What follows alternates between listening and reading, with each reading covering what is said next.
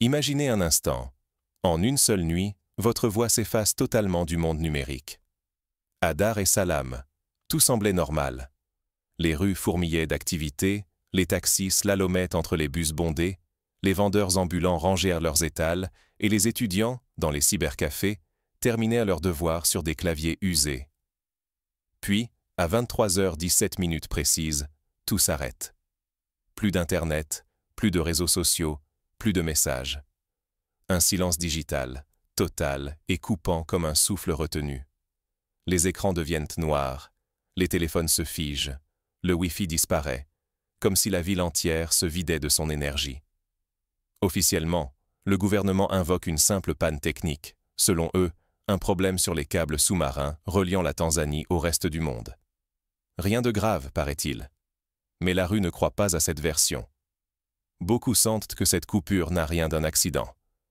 C'est un avertissement muet, envoyé à toute la nation. En quelques minutes, tout un pays découvre à quel point son lien avec le monde est fragile.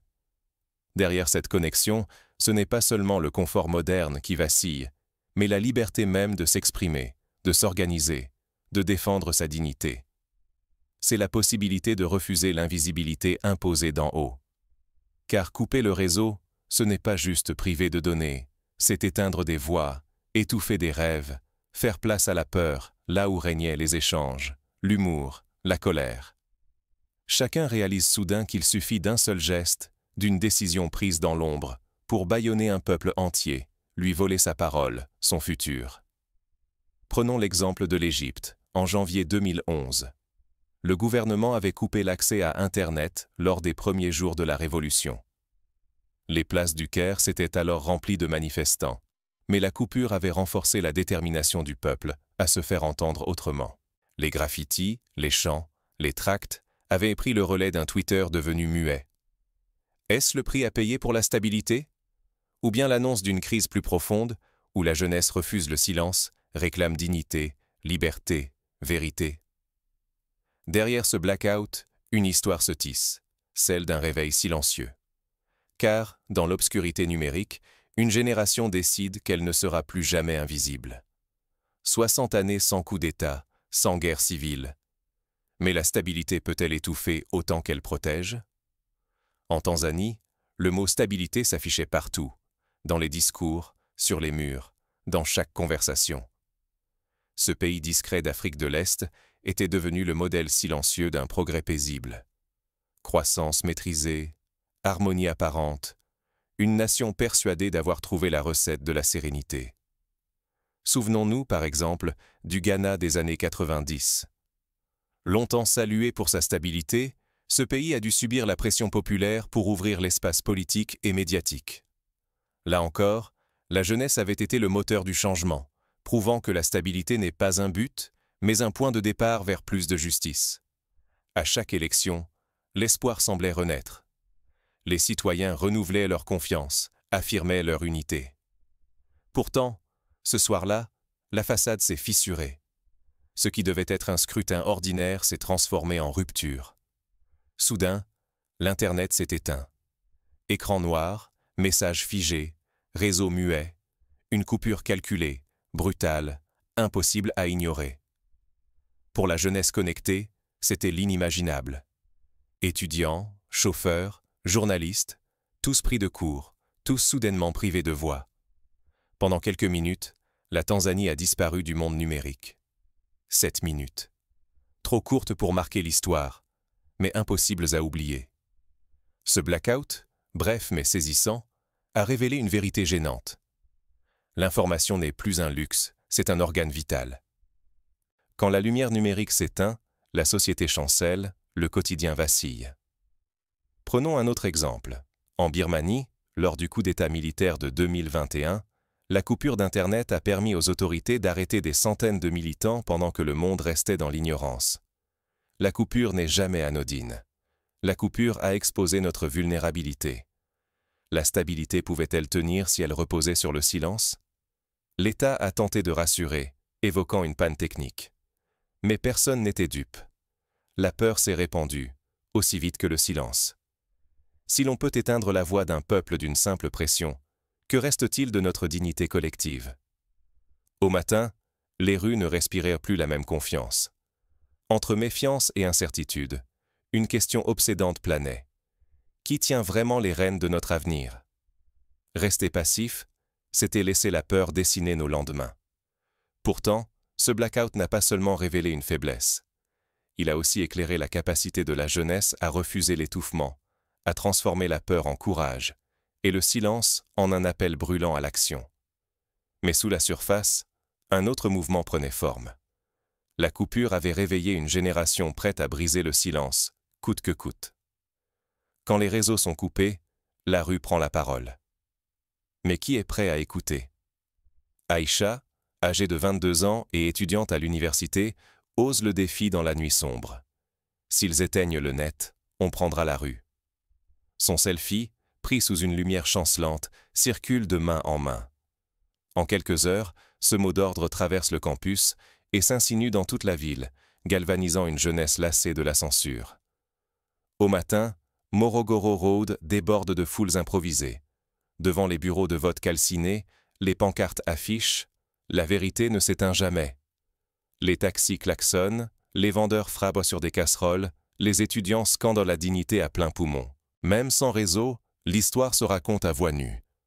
Ce phénomène rappelle la révolution des parapluies à Hong Kong, où les jeunes avaient utilisé des lampes torches et des post-it pour contourner la censure des réseaux sociaux. Là-bas aussi, le courage s'exprimait dans la rue, quand tout semblait perdu sur la toile. Le partage d'informations se réinvente. Chaque taxi devient porteur de nouvelles, chaque vendeur de beignets, un relais inattendu. Les journalistes bricolent des sites miroirs depuis les derniers cybercafés, d'autres piratent des réseaux mèches artisanaux. Parfois, un tract imprimé franchit chaque checkpoint, porteur d'une vérité que l'on veut faire taire. Dans les couloirs des ministères, la panique s'infiltre. Les responsables multiplient les communiqués creux, appellent au calme, mais personne ne les écoute plus. La répression s'intensifie. Arrestations, gaz lacrymogènes, descentes nocturnes. Derrière chaque rideau de fumée, l'autorité tangue, craignant de perdre la main sur le récit national.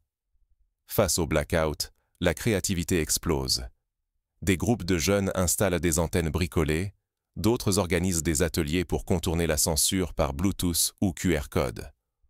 On réinvente la résistance, feuilles volantes, bulletins manuscrits, fausses livraisons qui ne transportent que des slogans et des preuves.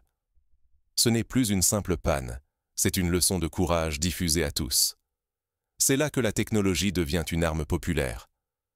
Par exemple, à Cuba, les habitants utilisent des réseaux Wi-Fi clandestins, ou paquets, pour partager films, informations et messages, même lorsque l'État bloque officiellement Internet.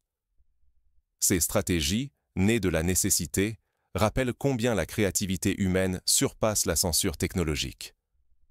Le risque est immense. Chaque mot échangé, chaque slogan affiché peut mener à l'arrestation. Mais la jeunesse mesure ce danger face à la menace plus grande encore, voir confisquer sa parole, sa dignité, son futur. Dans ce bras de fer, perdre la rue ou le réseau, c'est accepter l'effacement officiel de leur histoire.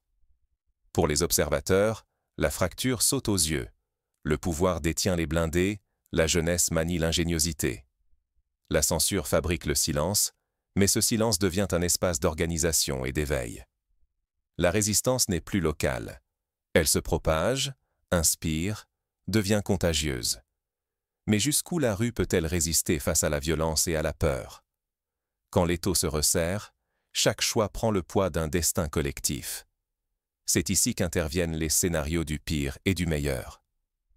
Dans le pire des cas, la répression triomphe, la peur s'installe durablement, et l'exil devient la seule issue pour certains. Mais dans le meilleur, la mobilisation pacifique grandit, la solidarité s'ancre dans les pratiques quotidiennes, et la communauté internationale ne peut plus détourner le regard. Quand la jeunesse africaine se donne la parole, l'écho traverse les frontières. Dès le lendemain de la panne, le visage d'Aïcha, immortalisé par son selfie, devient l'étendard d'une génération insoumise. Sa photo circule sur des téléphones, parfois effacés, mais toujours ressuscités, accompagnée d'un refrain clandestin. Sauti ya Uhuru, la voix de la liberté. Dans les dortoirs, sur les toits, dans les files d'attente, la chanson se murmure, se réinvente, se propage. Chaque couplet est une étincelle, chaque partage un défi lancé au silence, imposé par le pouvoir. Dans l'ombre, les initiatives fleurissent. Des étudiants mettent en ligne un site miroir, baptisé UAZ, pour relayer les informations interdites. Les conversations deviennent codées, un sticker discret sur un sac, un mot griffonné sur un banc, une main levée esquissant un V. Les réseaux artistiques improvisent des concerts secrets. Les juristes en herbe rédigent des guides anonymes, partageant astuces et conseils pour contourner la censure et éviter les pièges de la répression. La nouvelle déborde vite les frontières de la Tanzanie. À près de 4000 km, à Ouagadougou, le président Traoré surveille la situation, fasciné par la détermination des jeunes. Sur les réseaux sociaux, le mot dièse Ouadz explose, porté par des milliers de messages venus du Burkina Faso, du Niger, du Gabon. Le mouvement devient une vague. À Dakar, à Nairobi, sur les campus de Kigali, les étudiants improvisent des débats, couvrent les murs de graffitis citant Aïcha ou clamant que la dignité n'a pas de frontières. Les universités s'enflamment. Du Kenya au Sénégal, la jeunesse se saisit du débat public. On discute droit constitutionnel, on analyse la propagande, on compose de nouveaux hymnes. Les graffitis, en swahili, en wolof, en bambara, se multiplient. Chaque nuit, de nouvelles formes de résistance artistique apparaissent, poèmes, vidéos, même viraux qui déjouent sans cesse les filtres imposés par les autorités. Face aux appels creux des institutions internationales au dialogue et au respect des droits, les jeunes Africains inventent leur propre langage de dignité. Ils se réapproprient les mots, redéfinissent l'identité collective, refusent les formules toutes faites. Là où le pouvoir invoque ordre et stabilité, la jeunesse répond par l'humour, la créativité et la solidarité.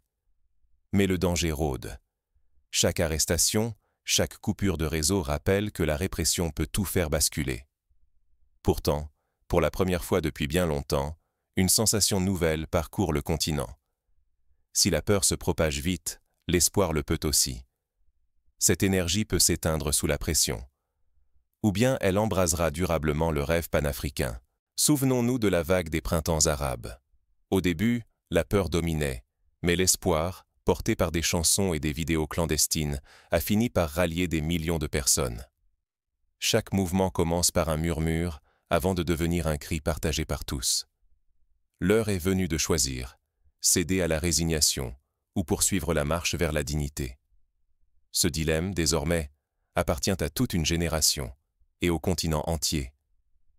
Et si chaque silence devenait message? Dans la nouvelle Tanzanie, c'est désormais le secret d'une survie. Là où tout échange est coupé, la jeunesse invente des langages invisibles, d'une efficacité troublante. Les étudiants, privés de voix publique, tissent des réseaux discrets, échangent des messages cachés dans des mèmes ou des refrains. Chaque minute passée dans le noir s'accumule en ligne, nourrissant une immense mémoire digitale souterraine. Même sans antenne, les jeunes deviennent les gardiens de la vérité, bâtissant des récits indélébiles. Un symbole émerge partout, la bougie. Fragile, mais tenace, sa lumière perce l'interdit. Elle circule de main en main, de poste en poste, rappelant que dans l'ombre, il reste la force de tenir, de transmettre, de résister. Ce symbole rappelle celui du ruban blanc porté par les manifestants russes en 2011, ou de la fleur de jasmin brandie à Tunis. Parfois, les symboles parlent plus fort qu'un discours officiel. Ici, la souveraineté ne se proclame plus, elle s'incarne dans les gestes quotidiens d'un peuple qui refuse de s'effacer. Le pouvoir glisse, quittant les mains de ceux qui contrôlent, pour rejoindre celles qui osent exister, relier et défendre la communauté. Des pétitions sans signature s'échangent, sous forme de fichiers cryptés ou de poèmes collés sur les murs. Dans les rues, l'art devient cri. Les graffitis disent ce que les voix n'osent plus. Les archives numériques offrent asile à la vérité, défiant la censure à la racine. Chaque geste, même infime, compte. Un taxi glisse un tract, un étudiant code un site miroir, une grand-mère allume une bougie à sa fenêtre. Ces actes épars fusionnent, lentement, en une vague collective que rien ne retient. Alors, la peur vacille. Les censeurs doutent. Les certitudes s'effritent, même chez les plus loyaux de l'État. Ils sentent que la vérité se faufile, que le silence ne tient plus. C'est risqué, chaque acte est un pari. Mais ne rien faire, c'est laisser la mémoire d'une génération disparaître. Résister, même en silence, c'est rendre la dignité tangible, c'est retrouver le nous et rêver l'avenir. À la fin, que reste-t-il? Un choix, pour chaque génération. Mais ce réveil silencieux n'est que le début. Ce qui s'invente dans l'ombre de la coupure pourrait bien transformer tout un continent. Ce n'est pas la flamme qui change l'histoire, mais tout ce qu'elle éclaire. Regardez bien. La Tanzanie n'est qu'un miroir tendu au continent. Sa panne d'Internet n'a pas plongé le pays dans l'obscurité, mais dans la révélation. Ce n'est pas la nuit qui menace, c'est l'habitude du silence. Durant 60 années, la stabilité a régné, mais que cachait-elle? Derrière le calme, la peur. Derrière l'ordre, la résignation. Puis un soir, l'écran s'éteint. En apparence, ce n'est qu'une coupure. Mais ce silence numérique devient la faille par où la conscience s'infiltre. Les jeunes, les étudiants, les chauffeurs, les journalistes. Tous comprennent que la coupure révèle la fragilité de leur voix. En quelques instants, la censure cesse d'être invisible. Elle devient chair et vertige. Face à ce noir, une génération refuse d'attendre le retour de la lumière. Elle invente sa clarté. Des messages circulent, des réseaux parallèles se tissent, des mots franchissent les murs d'une nuit imposée. La résistance ne crie pas, elle s'assemble dans des gestes minuscules, répétés, inlassables. Ce n'est pas par hasard si les images de Dar et Salam traversent le continent. La jeunesse africaine a appris à voir à travers les rideaux de fumée, à transmettre la vérité plus vite que la censure ne la rattrape. Ici, le réveil n'a pas de drapeau. Il se propage partout où l'on tente d'étouffer l'espoir à coups de coupures, de slogans vides, de promesses éteintes. Le vrai enjeu a changé. Ce n'est plus seulement l'accès à l'information. C'est la dignité de décider, la liberté d'exister sans peur, le droit de dire « voilà qui nous sommes ». Se taire, c'est laisser le silence devenir la norme. Se résigner, c'est abandonner le récit de demain. Mais chaque minute d'obscurité rend le réveil plus fort. À chaque tentative d'éteindre la lumière, des milliers de voix s'allument. La question n'est plus « peut-on tout couper ?» mais « qui rallumera la première étincelle ?» Pour agir concrètement, il existe des moyens de se préparer à de futures coupures. On peut, par exemple, télécharger des applications de messagerie hors ligne, s'entraîner à créer des réseaux mèches communautaires ou apprendre à utiliser des systèmes de chiffrement. Participer à des ateliers d'écriture anonyme ou de journalisme citoyen, c'est aussi anticiper une éventuelle censure. Créer des groupes de soutien locaux, se former à la sécurité numérique et organiser des collectes de récits oraux peut aider à préserver la mémoire collective. L'histoire n'appartient pas à ceux qui la ferment, mais à ceux qui l'ouvrent, même d'une seule main, même dans la nuit. À nous de choisir, accepter la résignation et vivre dans l'ombre, ou décider d'être celui qui rallume la lumière. Parfois, il suffit d'un geste, d'une chanson, d'un sourire partagé dans l'obscurité pour rallumer l'espoir de tout un peuple. Alors, la prochaine fois que la lumière s'éteint, souvenez-vous, ce n'est pas la nuit qui a gagné, c'est le début d'un réveil. Et ce réveil, porté par une génération debout, finira par éclairer bien au-delà des frontières de la Tanzanie.